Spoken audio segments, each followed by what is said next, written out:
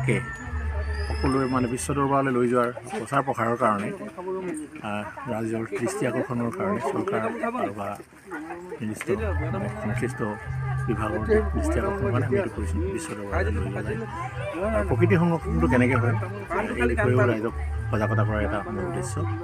আৰু বাখৰ বাগানে এই গছজোপাক কেন্দ্ৰ কৰি ইয়াত যিহেতু এটা পৰ্যটন থলী এখন গঢ় লৈ উঠিছে, ইয়াৰ প্ৰসাৰৰ কাৰণে কিছু প্ৰচেষ্টা হাতত লোৱা হৈছে। ৰাইজৰ সহযোগিতা সহযোগ পাইছোঁ, আহিছে ৰাইজ, আপোনালোকে দেখিছে ৰাইজ আহিছে, ৰাইজৰ হেঁপাহো আছিলে। আৰু এনেই ইয়াত বনভোজস্থলী সাধাৰণতে আজি কেইবাবছৰৰ পৰা ইয়াত বনভোজৰ কাৰণে এইকেইটা দিনত মানুহ আহে। আৰু এই প্ৰচেষ্টাটোত ৰাইজৰ সহায় আৰু অলপ বেছি পাইছোঁ, ভাল লাগিছে। মানে আমি প্ৰধানতঃ আমাৰ স্থানীয়ভাৱে আমাৰ ইয়াত গাঁওকেইখনত বাঁহ উদ্যোগটো যথেষ্ট মানে প্ৰচলিত, বাঁহ শিল্পত যথেষ্ট আগবঢ়া। মোহন শইকীয়া বা আমাৰ পংকজ ৰাইডঙৰ দৰে প্ৰকৃত বাঁহ শিল্পী আৰু চাৰুকলা শিল্পী আছে। তেখেত